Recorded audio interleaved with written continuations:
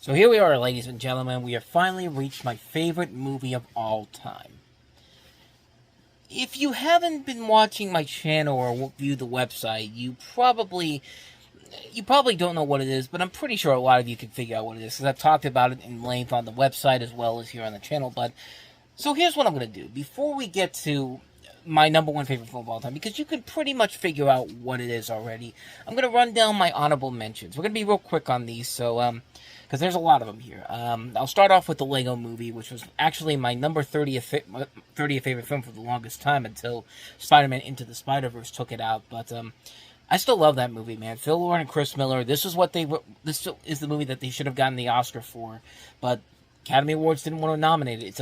It's a great movie, great animation, and great storytelling. They take the property of the Lego characters and actually do something very good with it in terms of a story, great characters, great voice acting, great animation. Like I said, a lot of great homages. Like, it's a really clever film that just shows the true power of what Phil Lord and Chris Miller have done as filmmakers since that movie's come out, and even before that with Cloudy with a Chance of Meatballs, and 21 Jump Street, and as well as 22 Jump Street, and a lot of the movies they've worked on.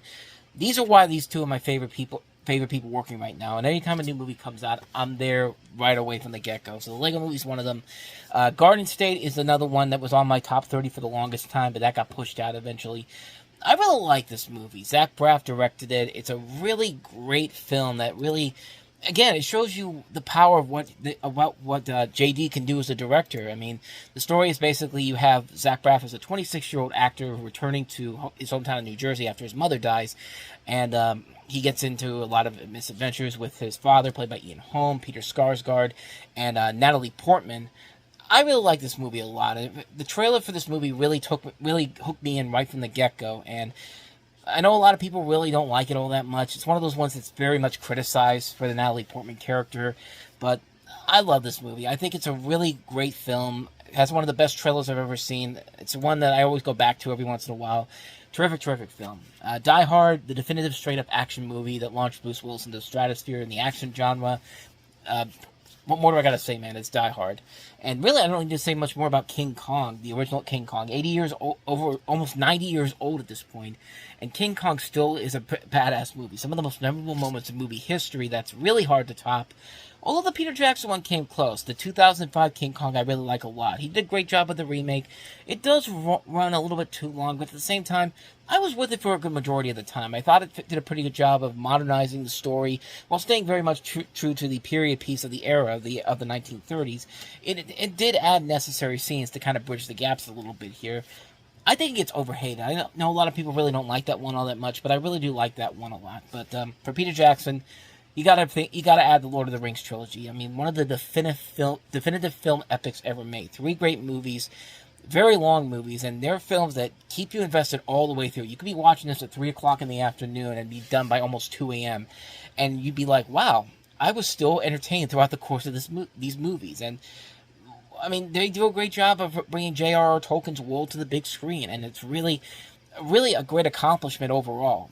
Batman, Michael Keaton is still the definitive Batman, even though I really do like Robert Pattinson a lot, and but to me, I think he's the definitive Batman. He manages to make Bruce Wayne and Batman sound completely different, and he's just a great actor. It's just played by a great actor that proved all the naysayers wrong when that movie came out. Jack Nicholson as the Joker is also very well done, and not bad for a movie where the director, Tim Burton, never read the comic books. And of course, you got to bring up the Christopher Nolan Batman Begins. A great return to form for Batman, following Batman and Robin, with Christian Bale doing a pretty good job as Bruce Wayne. Batman, not so much. I mean, making Batman actually sound like how Batman should sound. It's not, and not making him sound like he's smoking a huge pack of Marlboros, but I mean, Batman Begins, a lot of great action, good characters, great superhero movie. Start of a really great superhero trilogy. Forgetting Sarah Marshall, one of the funniest movies made in the last 15 years, with a lot of great comedy, great characters. Jason Segel and Nick Stoller create one of the funniest comedies of recent memories. I love this movie so much. Pulp Fiction, need I say more? Tarantino at its finest. Great cast, great characters, great action, great comedy, great dialogue, just great entertainment. Jackie Brown, I talked about it before. It's really tough for me to choose which Quentin Tarantino movie I like the best. It always goes back and forth. Pulp Fiction, Jackie Brown. But Jackie Brown, I really love. Pam Grier is great in the film. Robert Forster's great. Samuel L. Jackson, Michael Keaton in this. Robert De Niro, Bridget Fonda. Like I said, it's tough for me to figure out which is my favorite one because it always goes back and forth with both of those movies. The Incredibles, again, what more do I gotta say? Toy Story trilogy, Up. Not much more I gotta say about those ones. Pixar at its absolute best. Heat. Michael Mann at his finest. Great performances by Robert De Niro and Al Pacino. A lot of great action sequences. One of the best heist movies ever made, easily. LA Confidential. A great film noir in the style of the classic noirs of the 1930s and 40s. Great cast, including Russell Crowe, Kevin Spacey, Guy Pearce, James Cromwell. An Oscar-caliber performance by Kim Basinger. A lot of great tension, great drama that works to a T. Curtis Hanson's crowning achievement. Lady and the Tramp, a really great love story that works really well. A great Disney love story, has a lot of heart to it. Great songs, great characters. One of my personal favorites from Disney. The Kentucky Fried Movie, over the top, crazy, offensive as hell, and I loved every single moment of it. I mean, we don't get movies like this anymore, unfortunately. Kentucky Fried Movie, it's a slick, funny farce from both the Zucker brothers and John Landis, with moments that still hold up after all these years later. It's so offensively awesome. I love it, man. Like I said, we don't get movies like this anymore, unfortunately, which is a shame. But Scott Pilgrim vs. the World. Director Edgar Wright bringing the crazy universe of Scott Pilgrim to life with great casting of the characters from the book. Really impressive visual effects. Got shit on when it came out in theaters at first, but has gained the following that it rightfully deserves. The Cornetto Trilogy. Shaun of the Dead, Hot Fuzz, The World's End. Great movies, great different genres. Shaun of the Dead, of course, a zombie movie parody. Hot Fuzz, a parody of cop movies. The World's End, a parody of alien invasion films. I mean, just really funny movies overall, and they still hold up very well after all these years. Just like Wayne's World, one of the funniest movies ever made. Silly, smart, very, very funny. Mike Myers, Dana Carvey, Party on Wayne, Party on Garth. Ghostbusters, I've talked about this one in depth many, many times. A lot of these movies here I've talked in depth about many times, but Ghostbusters was one of the defining movies of the 1980s. Bill Murray, Dan Aykroyd, Ernie Hudson, Harold Ramis. Great comedy, pretty good special effects, memorable lines, one of the greatest comedies of all time. Liar Liar, Jim Carrey's best straight-up comedy. If you don't laugh at the scene where he's kicking his own ass in the bathroom, then you really do not have a soul. Tommy Boy, another one of my favorite movies of all time. Chris Farley and David Spade are the absolute best. Dialogue's hilarious. Lines that I still use to this very day. I can get a good look at a teen bone by sticking my head up a bull's ass, but I'd rather take the butcher's word for it. It's just great, great, great stuff. Source Code, criminally underrated movie with Jake Gyllenhaal in it. Imagine Groundhog Day in an action film before we got to Edge of Tomorrow. That's what Source Code is. It's a well-made film, great story, memorable characters, a lot of really great action. Christmas Story, the definitive Christmas movie. Fargo, the Coen brothers' greatest films. One of the most memorable characters in film history, played by Frances McDormand. Some of the best scenes in film history. I mean, just a really, really enjoyable film. I mean, it's their greatest film, even though The Big Lebowski is my favorite film. Fargo's their crowning achievement, as far as I'm concerned. Sin City, visually stylish, managing to follow the graphic novels by Frank Miller very well. Bringing these characters we've come to know and love to life with this great cast, this great ensemble all-star cast, the way that we always imagined it would be. It's a film that still holds up after all these years. Space Jam, one of my childhood guilty pleasures. Yes, it's a flawed movie. Yes, it's not a perfect movie. Yes, it's not an overall great movie, but I'm sorry, I still really love this movie. Maybe it's because that, for me, this was just coming right at the time where, I love Michael Jordan. I love the Chicago Bulls. I love Looney Tunes. I mean, they were two of the big things in the 90s coming together. And I mean, that was it for me, man. It's still a movie I still love, even with its many problems. It's a nostalgic guilty pleasure. Lethal Weapon, the definitive buddy cop movie. Mel Gibson, Danny Glover, directed by Richard Donner. Great action, great comedy, great everything. A great villain by Gary Busey. Need I say more? The Pink Panther, Peter Sellers, Inspector Clouseau, blending slapstick comedy with a fantastic musical score by Henry Mancini. It all comes together to make a really funny comedy classic. Waking Sleeping Beauty, a criminally underrated documentary chronicling the Disney Renaissance of the late 80s and 90s, directed by Don Hahn, who was one of the producers on many of the projects that around that time. Check that one out, and also check out the Howard Ashman biopic documentary he did for Disney+. It's really, really good. Lost in Translation, a great, beautifully shot film with two stand-up performances from Bill Murray and Scarlett Johansson, and it really is a definitive picture for Sofia Coppola that show that she has merit than just being Francis Ford Coppola's daughter. She shows that she really can make, something worthy of entertainment value instead of just being in the Godfather Part 3. Jurassic Park, need I say more? Flawed story, flawed characters, kick-ass because of the dinosaurs that still hold up. Beauty and the Beast, Disney's greatest achievement. Everything just perfectly comes together. The characters, the music, the animation, the story. There's a reason why it was nominated for Best Picture and really should have won, honestly. Cloudy with a Chance of Meatballs, kind of like what I said was Into the Spider-Verse and the Lego Movie. Phil Lord and Chris Miller. They took a simple children's book and made it into one of the funniest movies you'll ever see. Just great characters, fantastic animation. It's the movie that put Sony Pictures on the map. Sony Pictures Animation Division on the map. Clerks, Kevin Smith's definitive film, great comedy, great one-liners. The two main stars, Dante and Randall, Jay and Silent Bob. What more do I got to say about that one? 101 Dalmatians, another Disney classic. Great villain, great animation, great comedy. It's one of my favorite ones I always like to go back to. Much like the Naked Gun sequels, Naked Gun 2.5 and Naked Gun 33 and the third. They're just as funny as the Naked Gun movie, the original Naked Gun movie is. I mean, they're just as funny. They're just as ones that I can always go back and watch every single time, and I never get tired of it. Caddyshack, another great comedy masterpiece, great lines, great characters, just a fantastic film.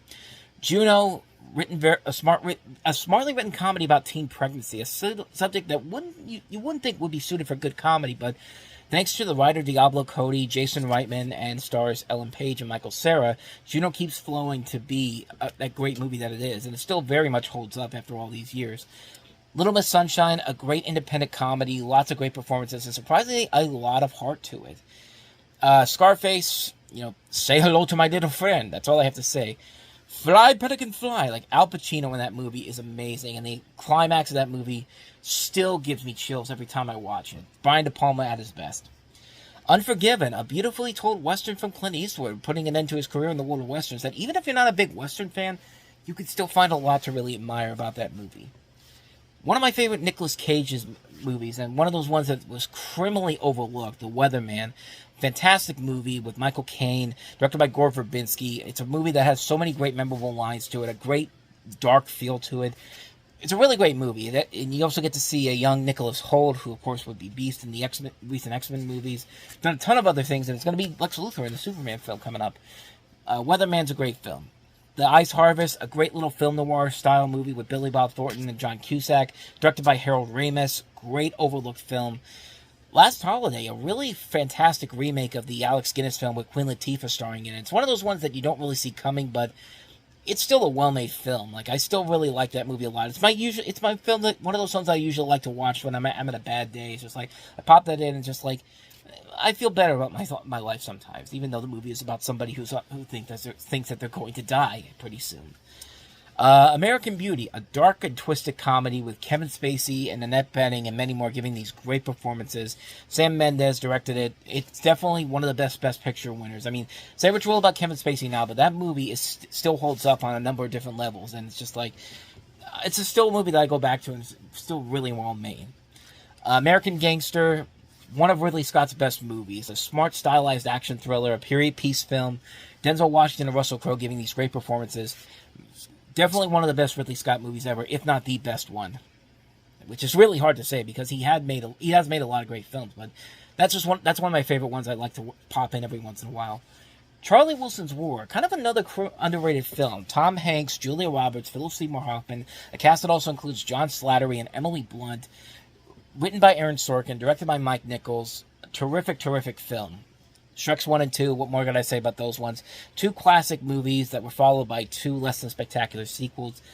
The Simpsons movie, yeah, maybe not the best overall, but I'm such a Simpsons fan, I love the movie, and I it's not that the movie was terrible by any means, I think it was just a little bit, they oversold it more than what the movie actually was, and I think it's a film that still very much holds up to this very day. I think it still is a good film. And lastly, Zootopia, which is probably the best modern Disney film I've seen. And they made a lot of great movies in the last 10 years. I mean, but that's one of those ones that I always like to go back to. Zootopia was one of my favorite animated movies the last couple of years. So with all that said, let's finally get to the movie that I've talked about time and time again, not just here but on the website, my number one favorite film of all time.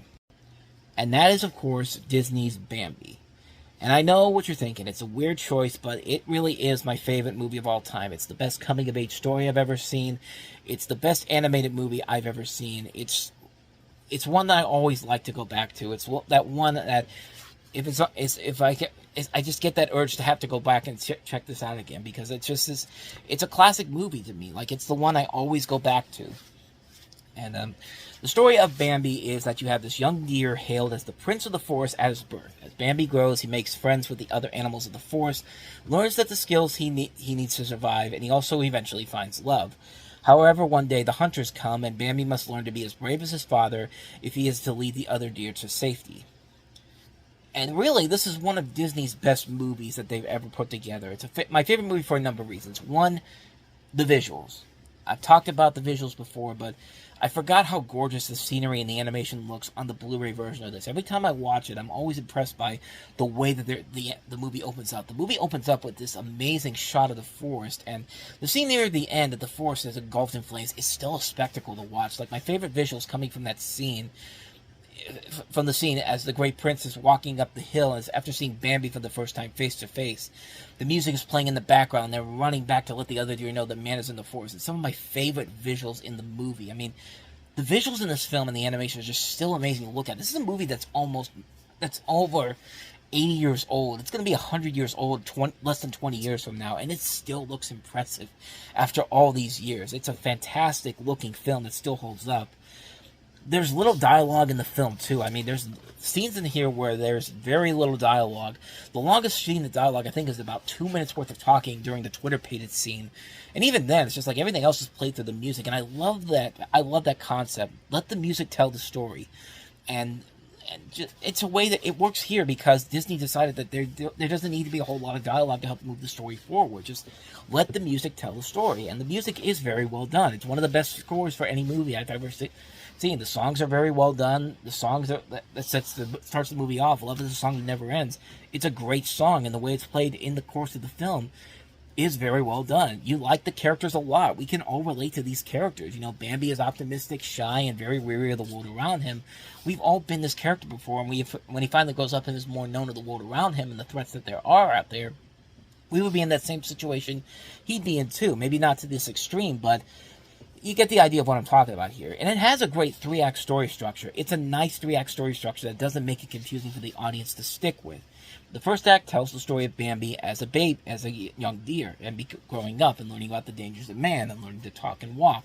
Second act is about Bambi having to deal with unexpected death in his life, which I'll get to in just a second, and growing up into the adult deer that he eventually would become. And the third act deals with him, along with his father, the great prince, trying to protect the forest animals and Feline from the evil man and saving the animals from the burning forest. And not everybody can be saved.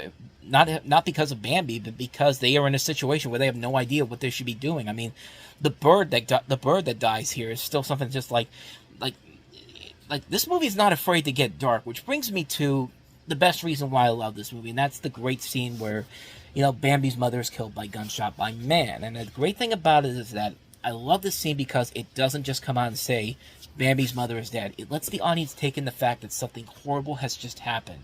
And Bambi has to consistently keep calling out his mother and not hearing her answer back. That is disturbing as a kid to listen to be in that situation. Even as an adult, it's still very, very hard to think about that, knowing that your mother's not there anymore. And then as he keeps doing it, the great prince comes out and basically just simply says to him, your mother can't be here anymore.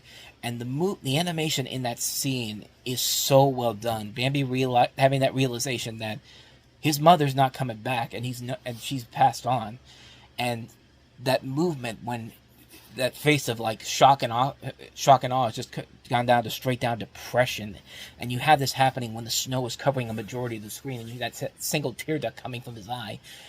It's still a moment that I still love to death, and there's only one thing that destroys it, and that is, of course, the fact that it immediately cuts to happy music as the springtime season arrives, and it really still makes me upset because it essentially ruins what's a perfect scene, and it's like it's trying to rush it along, and that seems like something that this seems out of place for this movie, because the movie is the majority of the movie slows the pace down for you, a majority of as for a lot of the time, and then all of a sudden, in this one instance, they said, "Oh, we got to move this along." It's just like that remains to. I mean, it's still something that really bugs me to this day.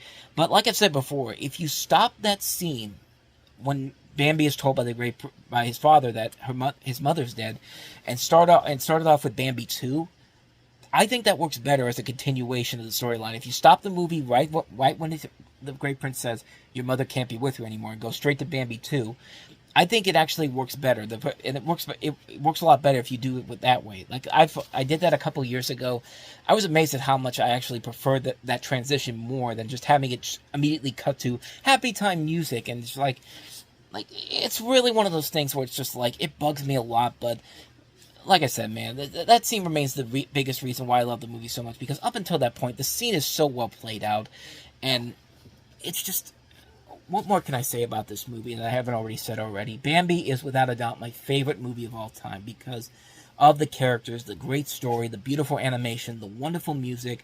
It shows that it's not afraid to step back and just play down to its audience. It's making you see the realities of life, and it's making you question as a kid how life works. And it's just a terrific, terrific film. It's a much better movie than what you may have thought of it back then. It's just so well done. It has a lot of heart and respect for its audience for the most part. And it's a film that I can always go back to it and always find a lot to admire about it. Even the stuff that bugs me a little bit, like the transition, like it really doesn't hurt the ebb and flow of the movie when it's all said and done. It's a film that I still love to this very day. Bambi's my all-time favorite movie, hands down. So there you go. That's my top 30 favorite films of all time, and that means I'm gonna have to figure out what to do for next week, because I guess we're moving away from doing my 30 favorite films. I mean, we'll do another one of these top 30 countdowns pretty soon. I'll do one for my worst of the year, my worst movies list, my all-time worst movies. I'll do that starting in the fall, but. In the meantime, we've got some weeks where I can actually talk about some other topics of discussion, and I do have a couple things I want to talk about here, so I'll save that for next week. And up until then, if you like what you saw and you want to see more of them, check out what I had to say last week about the Godfather trilogy. And eventually this week, I'll put together the top 30 movies into their own big video. So if you want to see all of them in full, I'll put it into one long video. So be on the lookout for that later this week. But if you like what you saw, hit the like and subscribe button. Thanks for watching, and I hope to see you guys next week for the start of the topical discussions we're going to have here on the Reviewing Network Talks About.